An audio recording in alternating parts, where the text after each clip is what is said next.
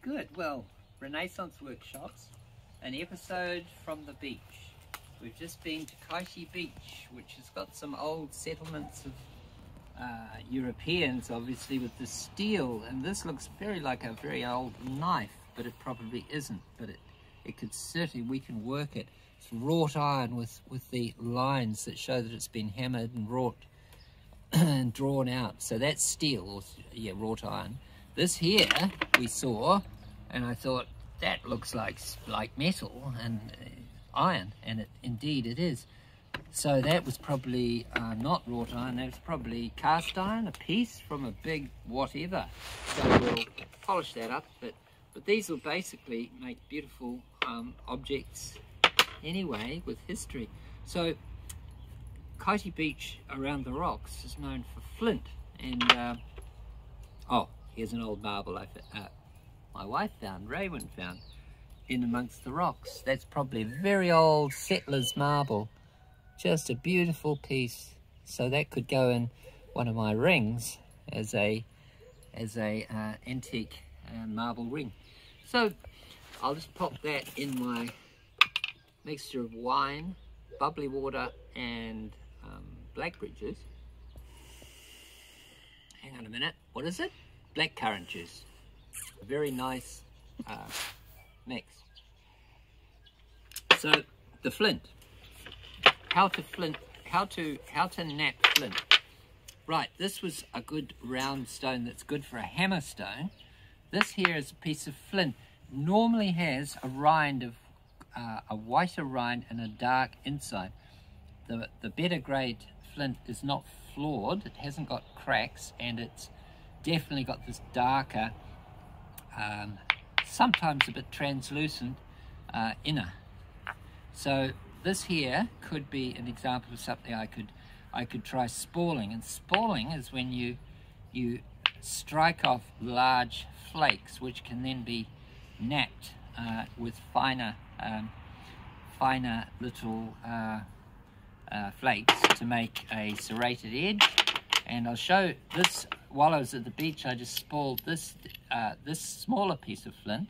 This is quite an interesting piece with some sort of stripiness to it, but that's not tool grade flint really, I don't think, because it hasn't got that shininess. It's a little bit dull. This here is closer to tool grade. I once again I spalled a bit off that. Right. And then there's other pieces that are like quite good for. Sorry, but I can't. The light. Okay. All right. Getting down here. Okay. Let's see if I can demonstrate how to spall. Now there are far better men than me that have taught me what little I know. On YouTube, for example, Hunt Primitive, he does a whole thing about making stone tools. He even makes arrowheads and arrows and bows and arrows, and shoots big game with it, like deer, and very sharp, effective tools and weapons. So this here is a nodule, quite biggish, worn by the sea, but basically still inside there's probably good flint.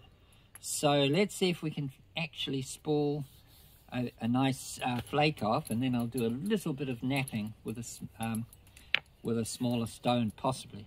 But this is possibly big enough, heavy enough stone to spall off a piece off this. You have to sort of match the tool stone, the hammer stone as they call it, match it to the size of the stone or the nodule that you're trying to nap to spall off. So let's see. Whoops. Okay. It's a biggie, this one. Yep. Okay. So this stone is good quality, very strong. It's actually breaking my hammer stone.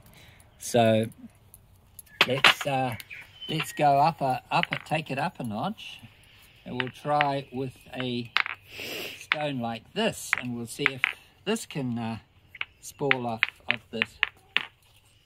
Notice I've got a cover. Usually they use leather, but I just found some carton So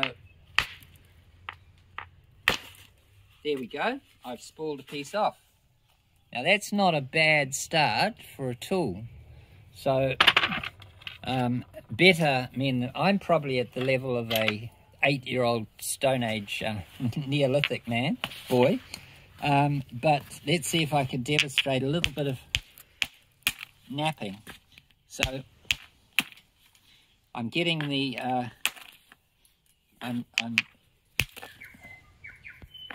you sort of basically, yeah, if it's too sharp around the edge, it doesn't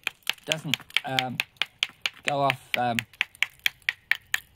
flake quite as well. So often you see people do this on the so that one is pretty stubborn area. You look for a platform. So this is a platform. It's got to be convex, not concave. If it's convex and you've got a good thing to strike from, this is a good platform to strike a piece off. Okay, so it came off, but there's a ridge there which you don't want. So you have to kind of work around those problems.